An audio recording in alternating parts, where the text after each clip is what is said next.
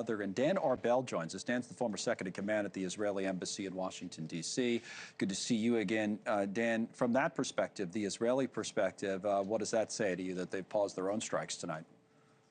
I think it's tactical. I think that they're trying to assist U.S. efforts in trying to locate that co-pilot. And I think that once there is resolution of that ordeal, then I think that Israel would return to its course of action that it has pursued since in the last few weeks.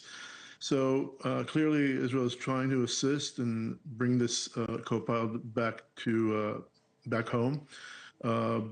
But this is just a temporary halt for Israel's operations. And in that, as we look at those operations overall, you mentioned the last few weeks, but even the last few days with President Trump's recent comments, his address to the nation, I mentioned that Truth Social post about the bridges and the power plants and the threats there. He also said, with a little more time, we can easily open the Hormuz Strait, take the oil, make a fortune, be a gusher, says the president, for the world, or could be. How does Israel look, or what's the Israeli view on the recent Trump approach, do you think?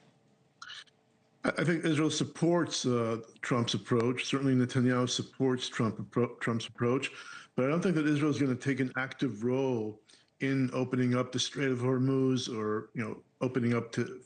It will assist the U.S., it will support the U.S., but it will let the U.S. take the lead. And if the U.S. needs any assistance, it will, be there. But I think it's the main effort here is American, and then right. Israel. Can you explain that a little more, or talk more about that a little bit? Because it's interesting. We had the live look there. We always show those ships, not much movement in the Strait of Hormuz. About Israeli objectives in this war versus American objectives in this war. As we look at it from over here, the global economy, the Strait of Hormuz becomes #1 in a lot of people's minds. But your point is, no, not in Israeli minds. It's not. Israel wants the Strait of Hormuz to be open, but it's not Israel's top priority. Israel is focused on the Iranian nuclear program, on the Iran ballistic missile program, on Iran's proxies in the region, and wants to help the U.S. as much as it can.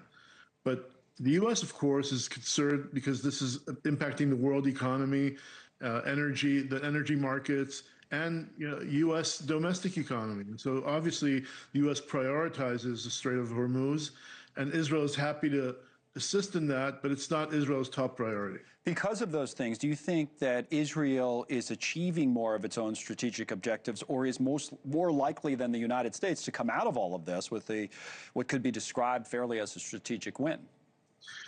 So I think that Israel, as the days go by, Israel realizes that its time is limited. At a certain point down the road, within a week, 2 weeks, or 3 weeks, this war will end.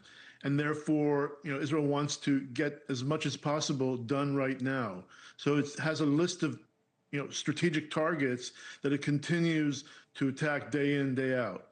And as long as it has time to do so, it will continue to do so. But at a certain point, Israel realizes that will end. And when Trump decides to end it, then Israel will have to adhere to Trump's call. So certainly Israeli priorities are there to continue. And Israel has time on its hands. And the prime minister wants to continue indefinitely if it was up to him. Right. But so he depends on Trump's decision, though. Which the current clock is at 2 to 3 weeks. We'll see if that shifts or changes. Dan, thank you as always. Dan Arbell. Okay, as we continue here, we got the Artemis II crew. All right.